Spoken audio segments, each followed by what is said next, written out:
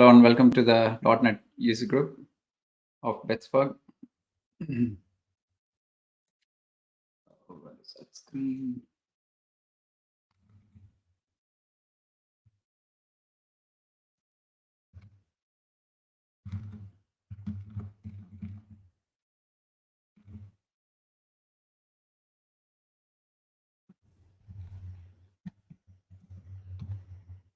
We put up the .NET Foundation here based out of Pittsburgh.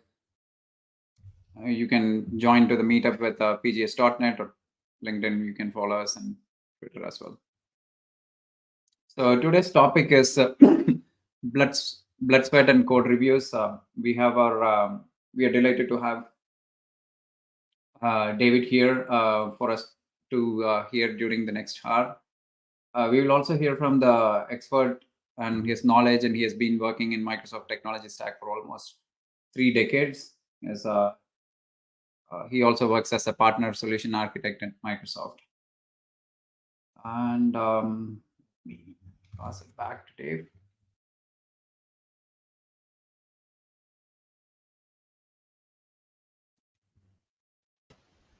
Hey, Dave, welcome. Thank you. It's good to be here.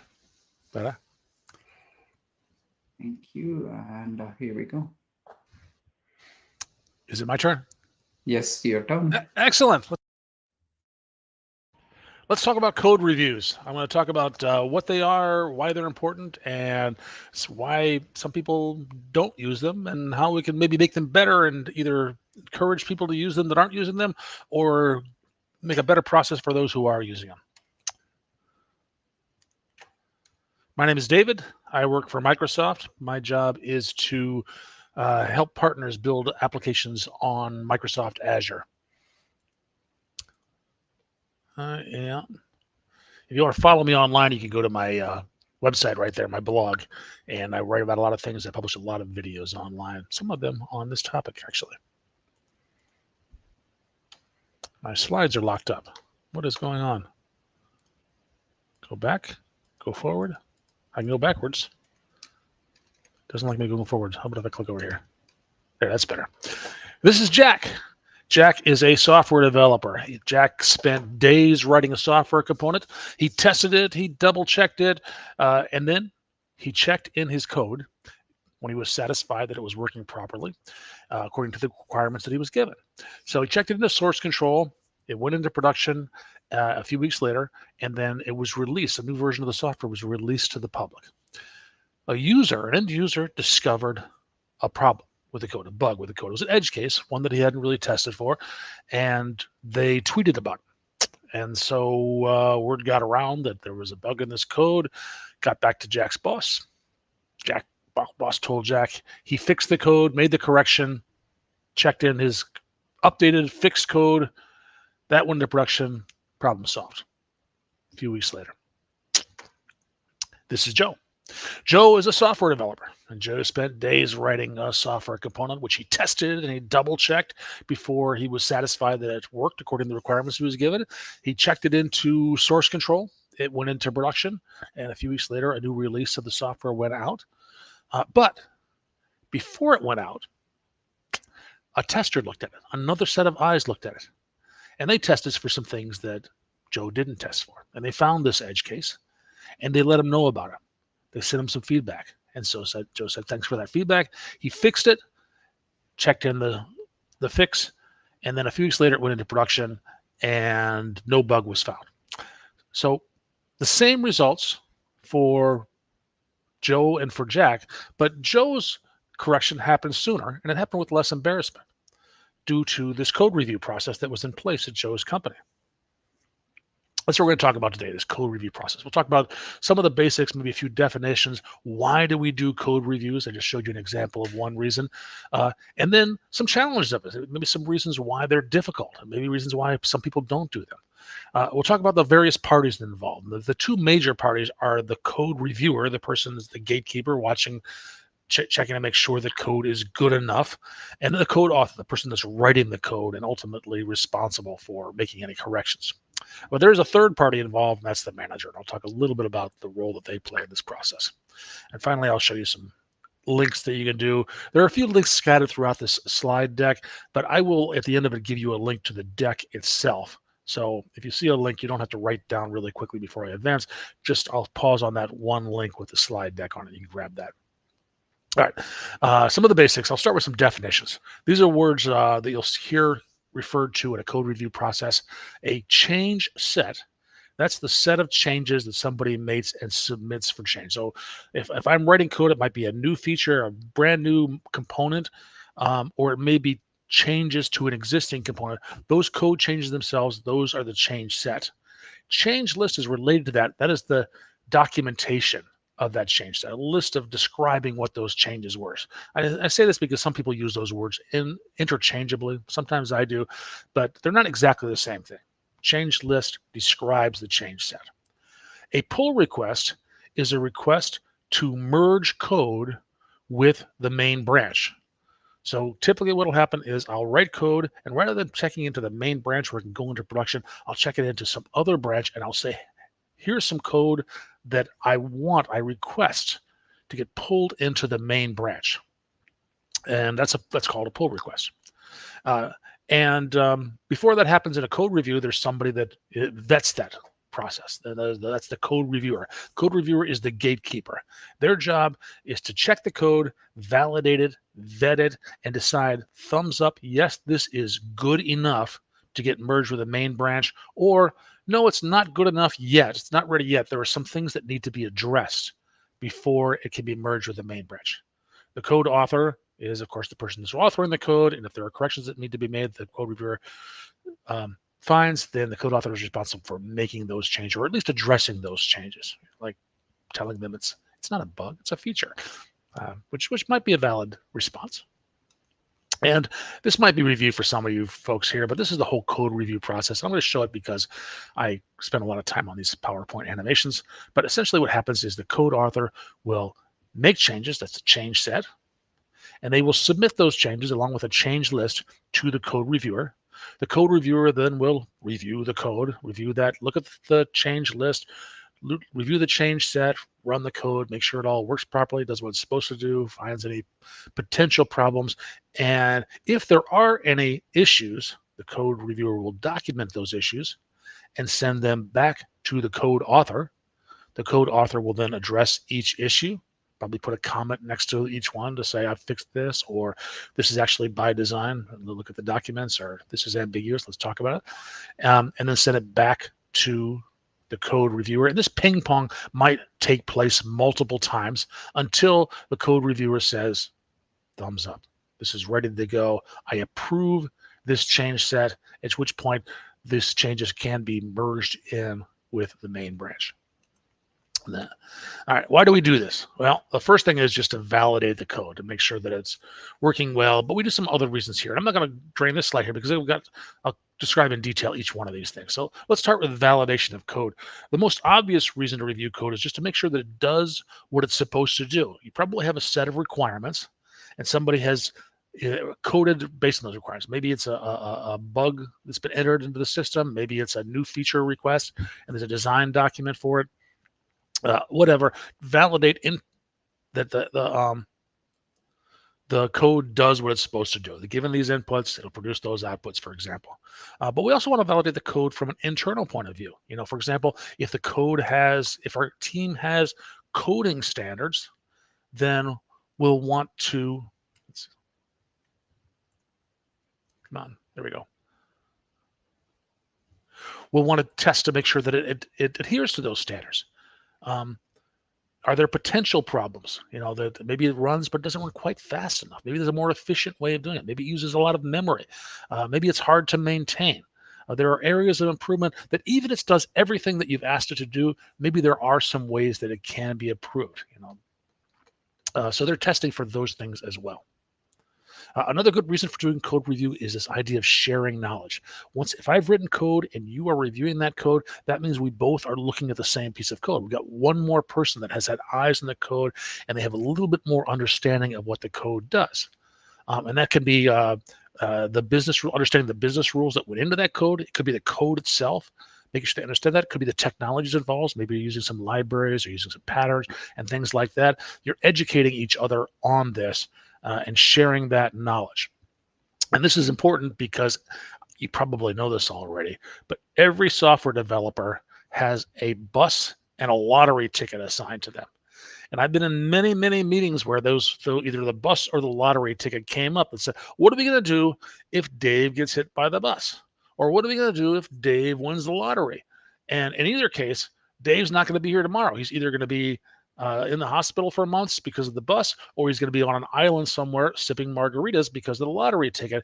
In any case, are we going to lose all of the knowledge that was inside of Dave's head? Well, maybe, but if there's somebody else looking at the code, then we've disseminated that knowledge among our teammates. Another good thing is to making engineering decisions. We have a set of eyes looking at here. We can improve our standardization, remove confusion, remove inconsistencies. Sometimes looking at code raises questions. We never really thought about how we're going to, consistently access data. And maybe we'll take a step back and say, this is how we ought to be doing there. I've looked at several different pieces of code and they're doing the same thing in different ways. Maybe we have multiple libraries doing the same things. Maybe we're not using the same coding standards. So the engineering decisions can evolve from a different set of eyes looking at the code. It's a big advantage to this. Addressing weaknesses in the code. Of course, we want to address weaknesses in the code itself. If we find a bug, we want to have them fix that bug, but also weaknesses in developers. This is a great example of us learning from each other. A code reviewer can point out something that maybe the code author didn't know about. Hey, here's a pattern. Here's a library. Here's a different way of doing things.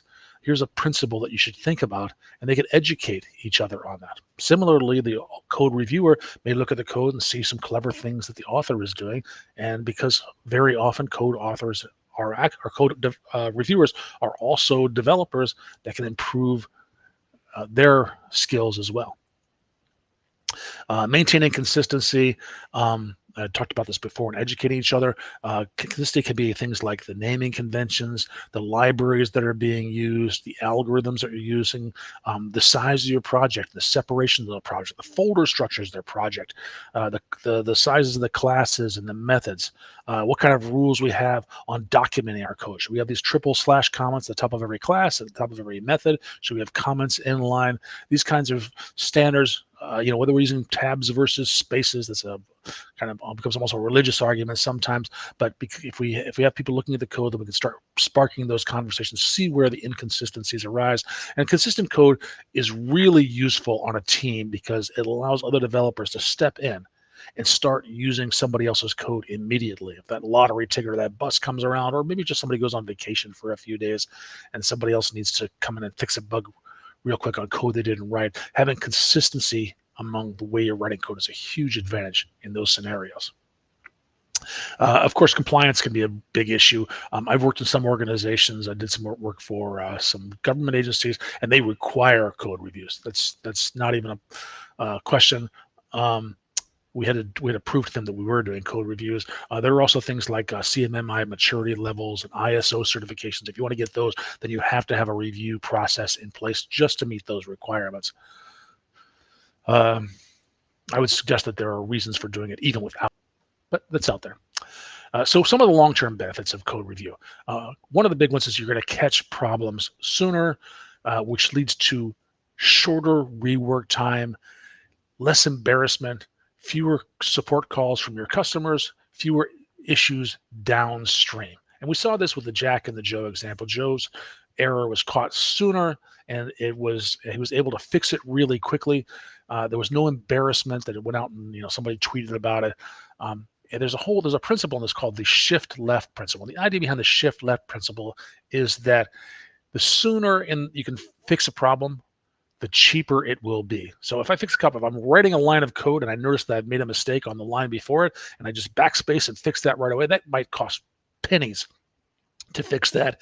If it's caught during a code review process, that might cost a few dollars, or if it's caught during my integration test, that might cost a few dollars. But if it's caught when it goes into production, then things can get, or further down, even further down in some of the user acceptance testing. The further right you go, then the cost goes up exponentially. Here's an example. If you go to that link there, you can find details on that. But if you find it while you're pair programming, it's almost nothing, or during continuous integration, it's almost nothing. It starts to get expensive if you find it during a review, your traditional system test them, acceptance testing, and not shown on here is if it goes out into production and somebody else to do it. There's a lot of reasons why that's true. One is one significant one is that if the code author doesn't get the problem addressed or sent to them until weeks later, the code's no longer fresh in their mind, and they have to remember everything that they were doing, everything went into that code, which is a challenge for any software developer. And they may be actually working on something else. They may have moved on to the system, either that system, they made changes that they now have to shelve to go back and say, let's work on the system as it worked, find the bug that was there 3 weeks ago. Anyway, there's a lot of reasons why, but the bottom line is that as we wait, the longer we wait on this curve to find a bug that we need to fix, the more expensive it comes. And when we say more expensive, I mean exponentially more expensive. There's been a lot of research done to this. All right, so I think, given all this, we can all agree that code reviews are awesome. We should all be doing code reviews. I'm not sure how many of you are doing code reviews, but but not everybody is. I've been my experience. I was a consultant for many years. There's lots of folks that that's just not part of their process, and there's reasons why. Let's talk about some of those. Here's a list of them, but I'm going to go talk about one at a time. The big one. So here, one thing. So I'll talk first about this. There are multiple parties involved. There's the reviewer and there's the author. So I'll talk about the code reviewer first. Like, one thing is that being a code reviewer, you're pointing out errors in somebody else's code, and for some of us that feels unnatural. It feels like we're being rude if we are telling somebody, there's a problem with your code. I mean, who am I? You wrote the code. Who am I to criticize your code? And for some of us, that just feels unnatural because I wasn't part of the discovery process. I'm just finding things afterwards. The other thing is that it does interrupt. It does take time. It does take effort. It's going to interrupt my workflow. And I have to set things aside, and that I'm doing right now. As I said, a lot of code reviewers are also code authors. I think that's a good practice, but we need to commit that time and get that energy. Not everybody, we certainly don't have unlimited amounts of time and energy. For the code author, one of the big things can be that we feel like we identify with our code. We take ownership of our code. We take pride in our code, and that's good. That's a good thing. But what we don't want to do is to confuse criticism of the code with criticism of ourselves. Don't take those criticisms personally. So that can be a problem here. If we don't change our mindset and say, okay, this is talking about the code. It's not talking about me. I'm still a good human being. I'm still a child of God, a special snowflake. There just happens to be something that I can improve in my code. Take that into it. That's better. That's a challenge. The other thing is that I have been in organizations where they count bugs and they count those against you. So if the review process raises some issues, then the manager is going to see those. And so that fosters a mindset where developers are pushing back and saying, wait, that's not a bug. And they'll defend that. Rather than addressing it and fixing it, it becomes an adversarial relationship. All right, so those are some of the challenges here. They're valid ones. Certainly this idea that it takes time is a really valid one. But we can improve that. We can address these things. And I'm going to show you a few ways where we can make the code better. All right, we'll start with the code reviewer. How can the code reviewer make this process better? Number one, don't delay. Once you get a pull request, you get a change set, you get a change list, take, as soon as possible, start working on this. Now, the sooner you can get it, start on it, the sooner you can get feedback to the code author, the sooner they can start working on it, and you're shifting left even further. Now, I understand that it's not always possible. You can't just drop everything. You've got other responsibilities. But think about that. Think about that priority, that the longer you delay, the harder it's going to be to get that feedback. The sooner you can do that, the fresher in mind of the code author this feedback is going to be, the faster it's going to get done. If you end up waiting a week before you start it, then things are going to be a lot more difficult. So this is one thing that can really improve that. Use the computer for the things the computer is good at. That means pulling the source code down to your local computer, compiling it, running any automated tests. If you have linters, run those.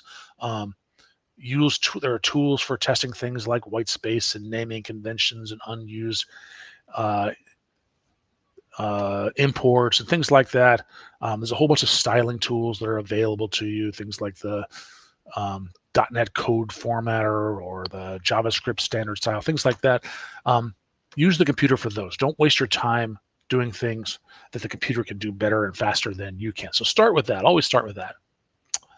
And if it fails anything that's automated, like it fails some of these automated tests, just stop right there. Don't even bother with anything else. Send it back right away.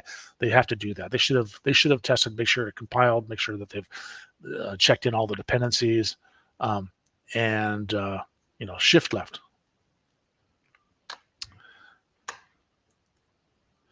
Create a style guide ahead of time. There's no sense in wasting time arguing over naming conventions, whether tabs or spaces are better. These things should be done up front. So that's not the job of the author and the reviewer to debate over this. This should be documented somewhere, should be published somewhere in your system. Everyone should have access to it. They should know it. You can create your own if you want to, but I would recommend starting with one like this one right here. Google has created one. It's actually a huge one because it covers a lot of different languages. And so what I've done is I've taken that one, saved it to my local drive, and then just deleted everything that wasn't relevant, and then looked through it and said, oh, you know what, we can modify with that. But it's a huge time saver to start with this. And then I recognize that it does evolve over time. There are maybe things that you don't address in this style guide that come up and there are debates, and it may be a chance for you to go back and look at it. But having a style guide will speed up this whole process and resolve a lot of arguments ahead of time. This is a good one here. If you start with the high level to the low level, then a lot of times if you're doing things like looking at the architecture, looking at the way that the classes interact with each other and how the methods call one another, and you see issues with that, sometimes when you're addressing the small details, the spelling errors, the broken connection strings, those things will work themselves out as you resolve high-level issues. It's almost never true if you're down in the single individual lines of code and you're starting to correct those, that the high-level stuff is going to work itself out. So always start at a high level, looking at the way the components interact with each other, and then move to the low level. It'll be a lot more efficient that way. Including code samples in your review process. This is a way of communicating, because it's very possible that what you're suggesting the author wasn't aware of. If you're telling them to use a certain pattern or using certain libraries, then a bit of pseudocode doesn't have to be, you don't have to rewrite the code for them, but point them to a blog post that describes this, write a bit of pseudocode in your comments to show what they're going to do. I wouldn't do a whole lot of this. You don't want to do their job for you. I would reserve this mostly for things that would be reduce the amount of lines of code, for example, to make the code more efficient, something like that.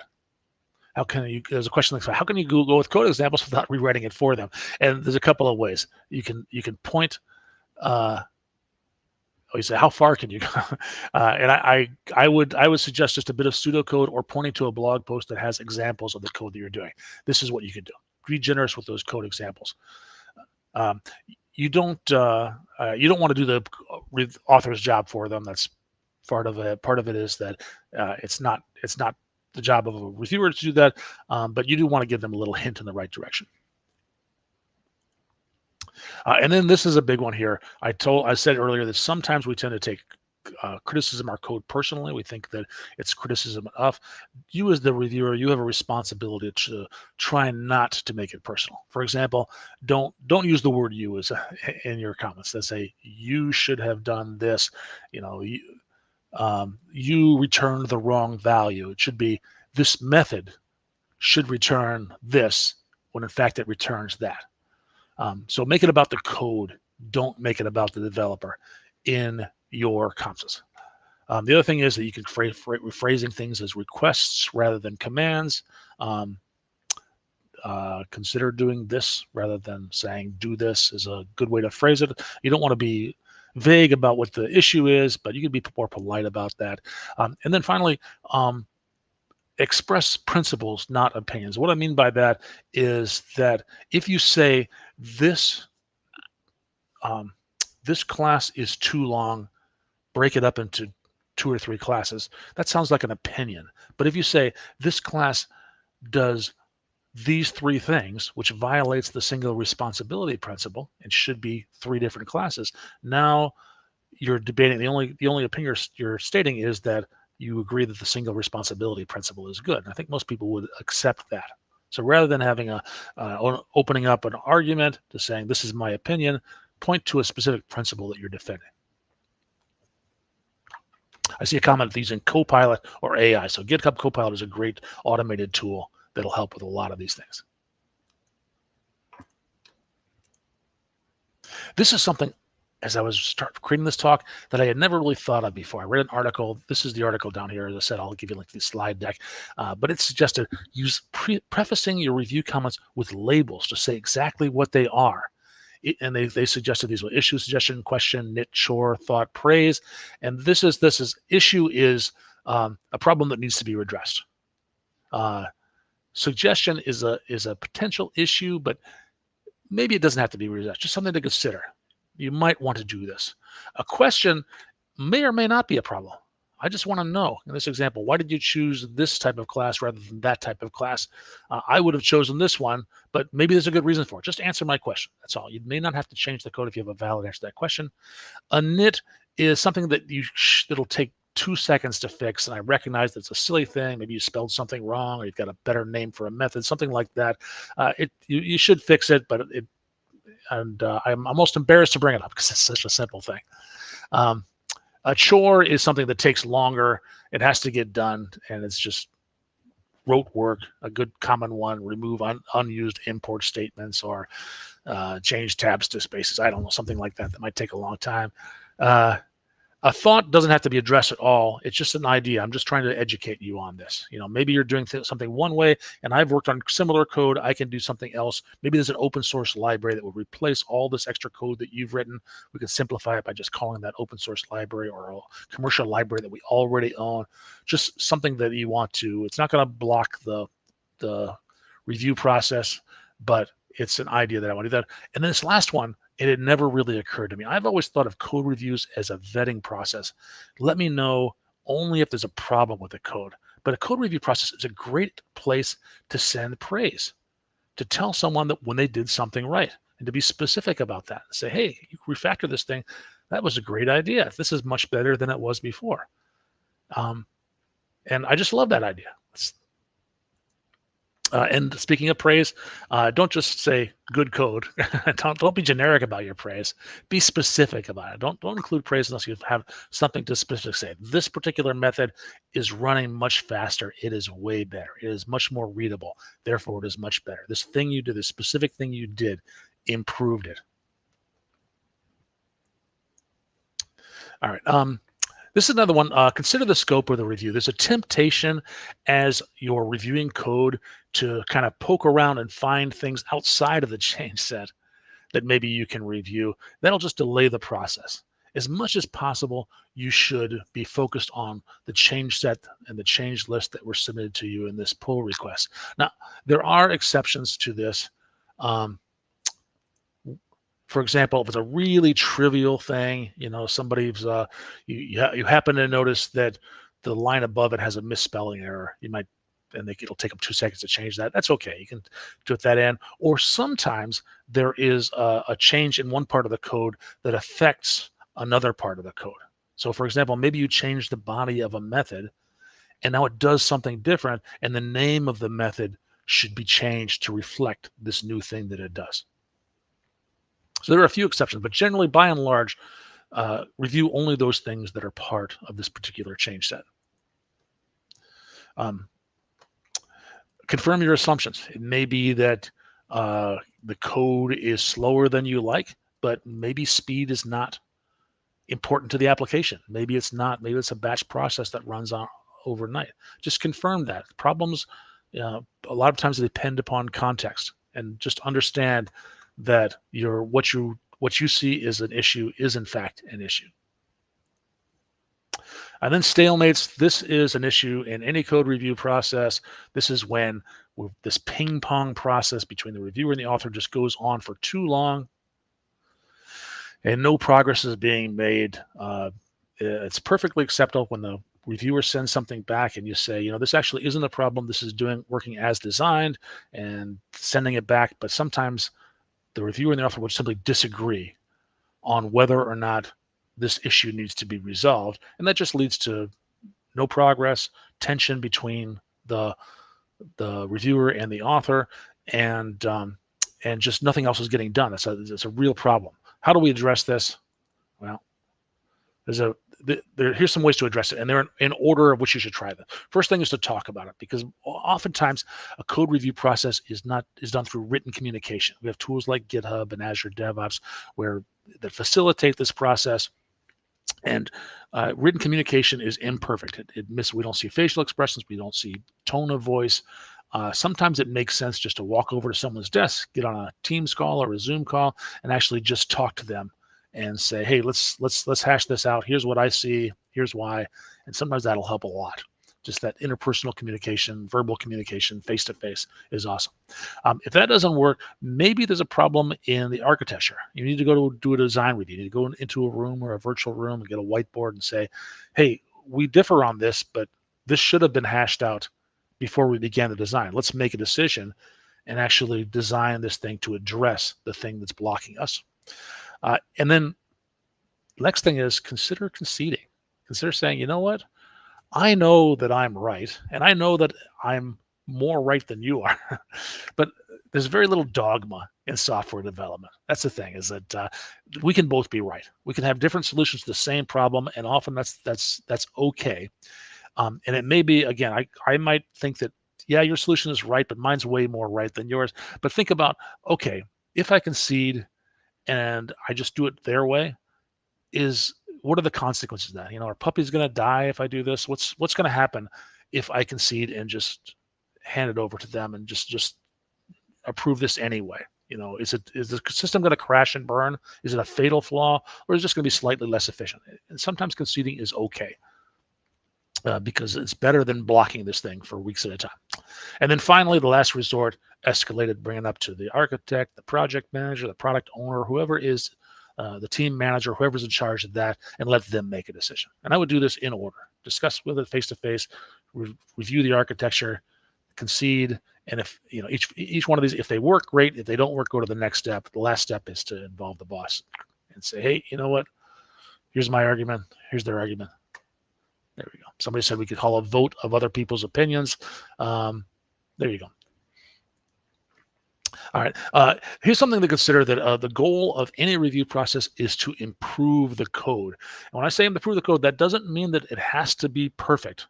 And sometimes what happens is that there's when you get a large change set and has a lot of problems in it, there's a temptation to not approve it until every single problem is addressed. And that isn't always necessary. Sometimes you can let code in with it has some trivial, non-fatal problems with it. The best way I've heard this described is that if you assigned a letter grade to a code, you want to always improve it one letter grade. So maybe you get code that's not very well done. It's a C-, get it up to a B-, make it better than it was before, and then ask them to address in the next change set.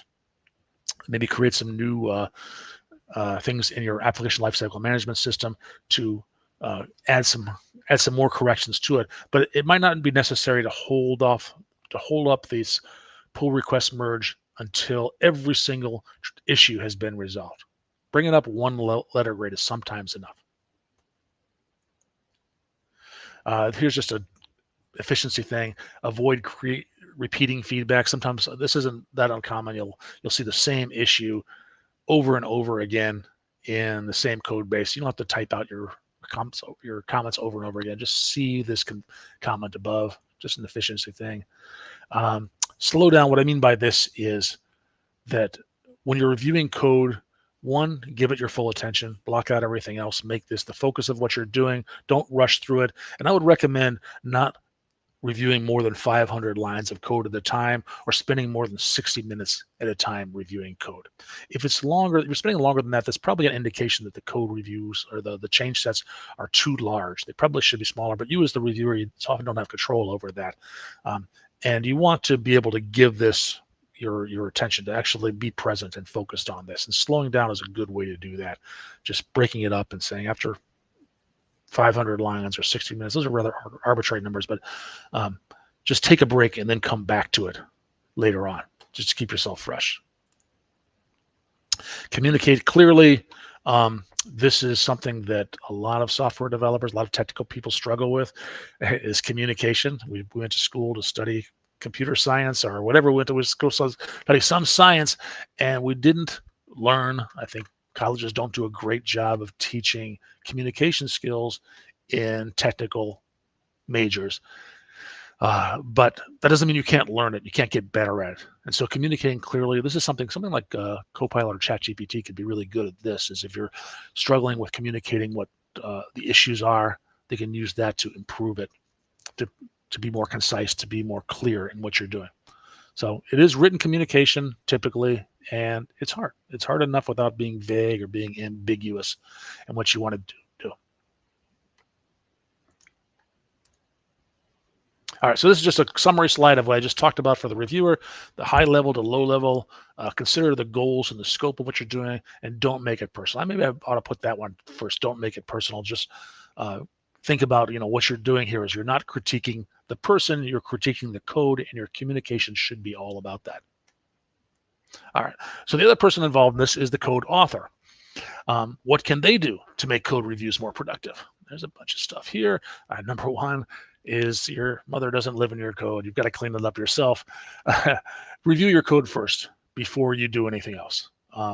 Make sure, think about it from the perspective of a code reviewer. Look for things that they might do. So before you submit a pull request, take a step back, look at your change set, look at your change list, and just confirm that it does what it's supposed to do.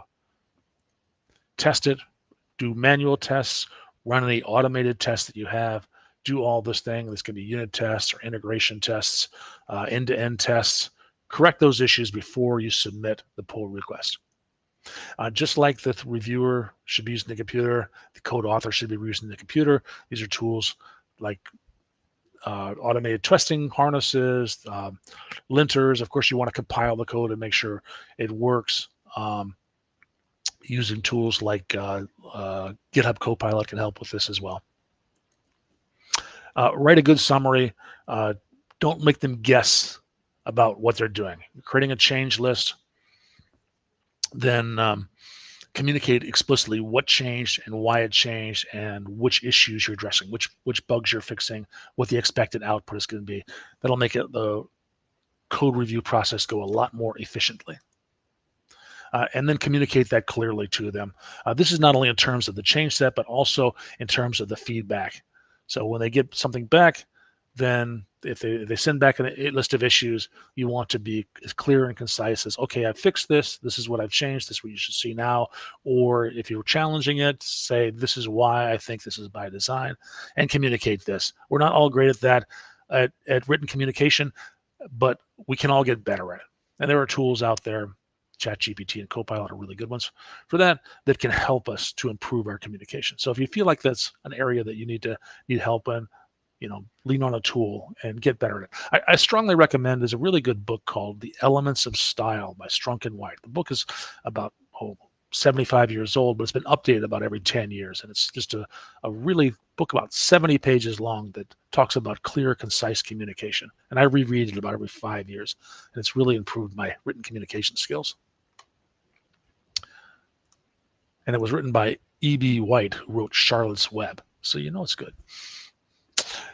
All right, I kind of alluded to this in the code reviewer section, that if code reviews get to be too big, then they become hard to focus on. The real feel need to split it up into multiple sessions. You as the author, you want to think about keeping your change sets small, probably less than 400 lines of code. If it gets bigger than that, that's an indication you probably should be splitting this up into multiple change sets.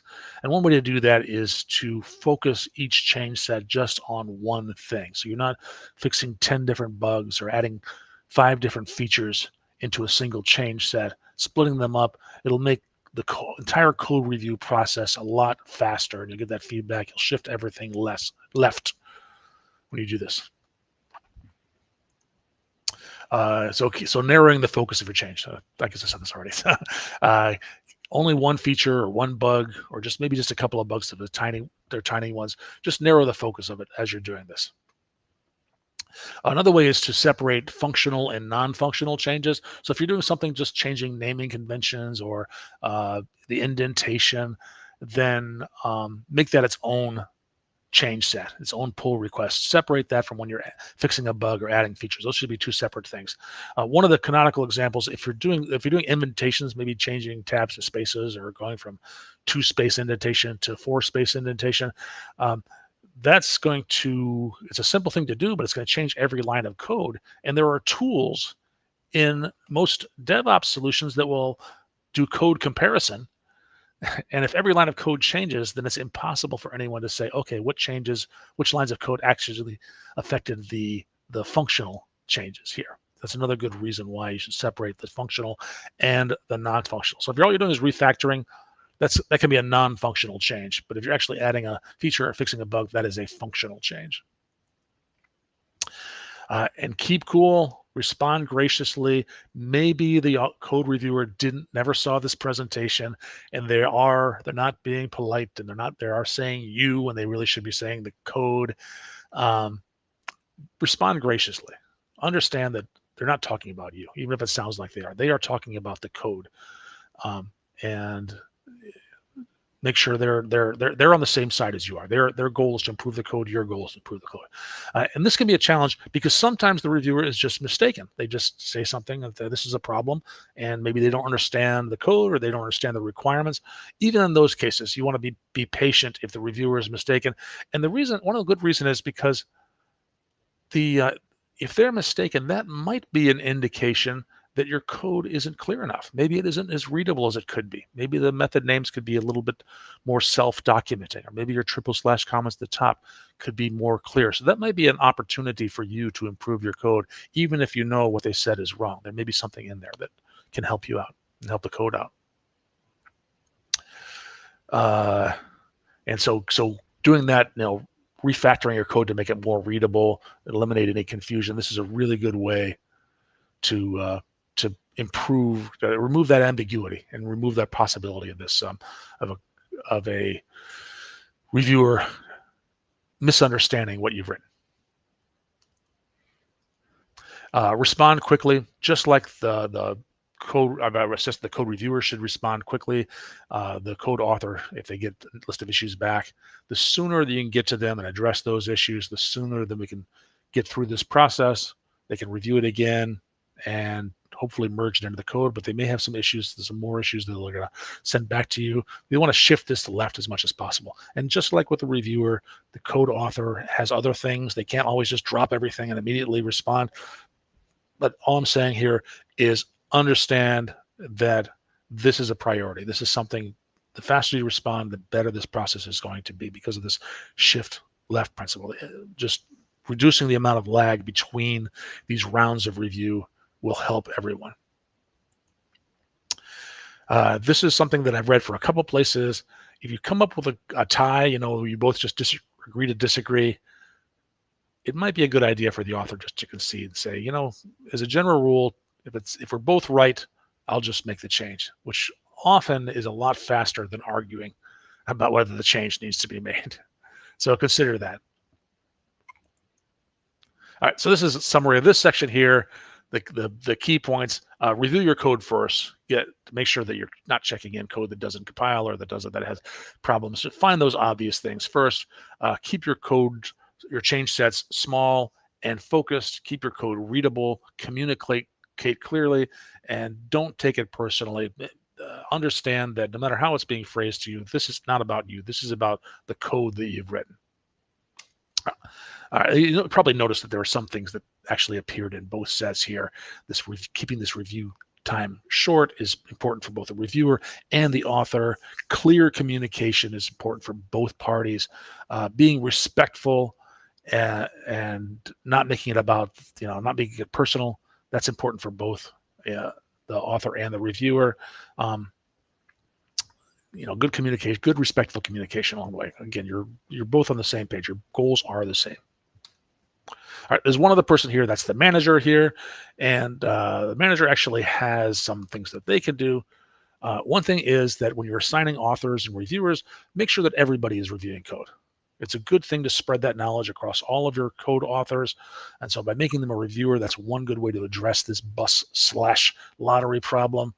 And also a good way to just disseminate information back to each of the reviewers, because everybody has, or each of the authors rather, because everybody has their own way of doing things. They all have their own area of expertise.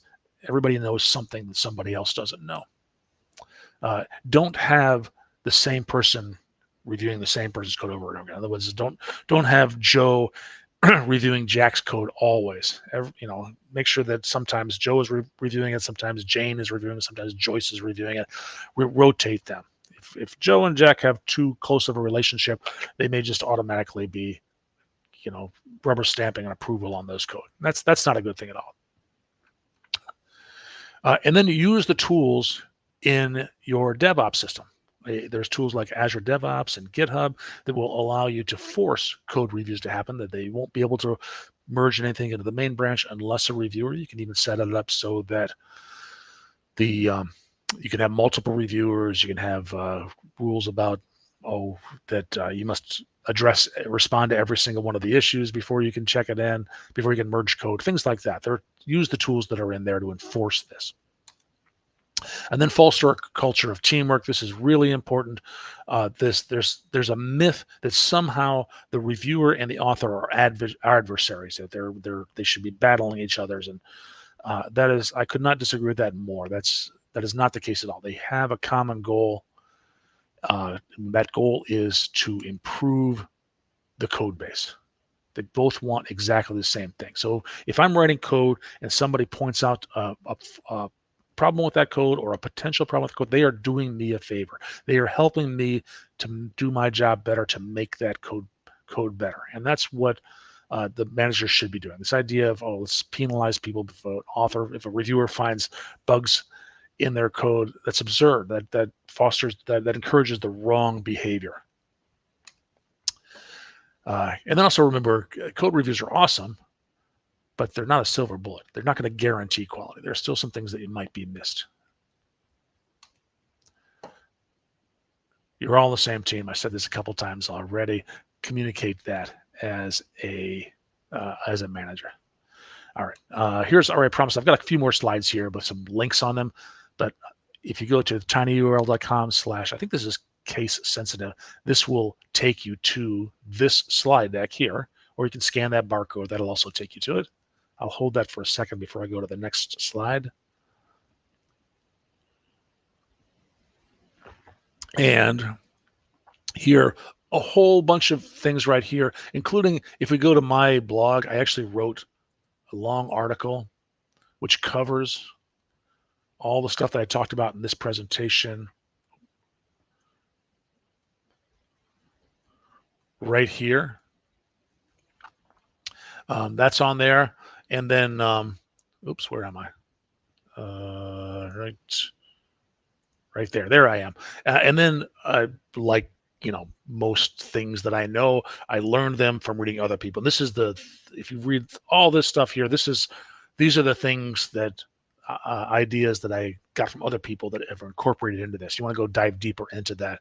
There's all kinds of really good information in all of these articles. One of these has the link to the idea of the prefixes, which I just absolutely love that idea, putting prefixes in front of that. Another one has the thing about praising code.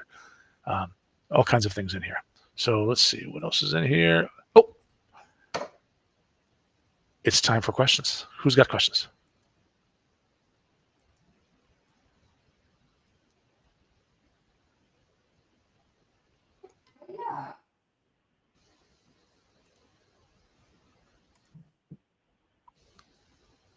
Yeah. Okay. There are like. Oh, before actually, I was going to show a quick demo here. I mentioned this, that if you go into Azure DevOps, here's a repo that I put in Azure DevOps. And if I go down to repos, where is it? Branches right here. Then this is kind of hard to find, but it's under branches. If I want to enforce this policy to say nobody can check into the main branch, then I put a policy on that branch. And this little third vertical dots here has branch policies is one of the things here. And this is where I can set up to say require reviewers. I can turn that on. And I can even say require at least 2 reviewers here.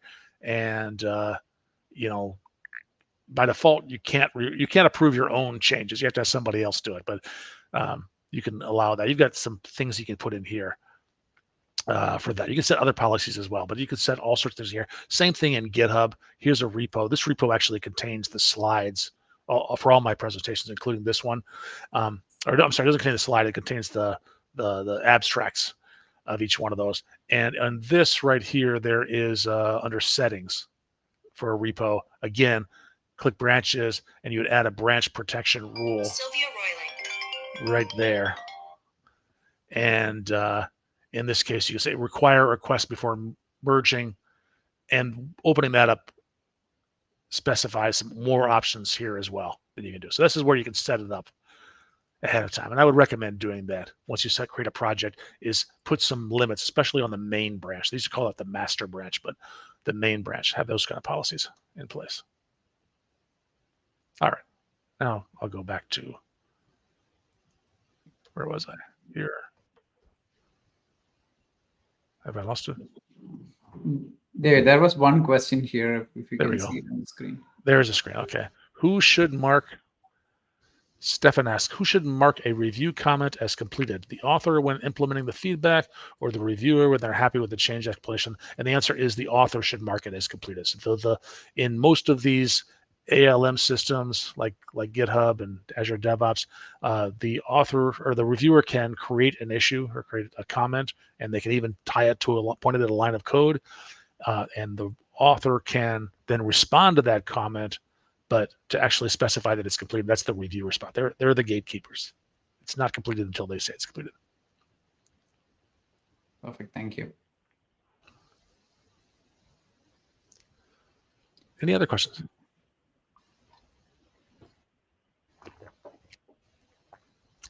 All right, I got to say, I'm really happy to be here speaking in Pittsburgh, even though I'm not with you physically. I actually lived in Pittsburgh for about 3 months in the 1980s, and I lived up on Mount Washington, almost exact spot where Bala is showing right here between the 2 inclines on Grandview Avenue. And I had a great time when I was there. I still have some friends that live in Squirrel Hill, and I was out there visiting in December, and I actually went to a Steelers game and sat in the rain for 2 hours while they delayed just to watch them lose to the lowly Arizona Cardinals, which was a disappointment, but it was a lot of fun. Thank you, Dave. It was a pleasure hosting you, and thanks everyone for joining us today. We'll see you next month with another exciting topic. Thanks, everyone. Thanks all. Bye-bye.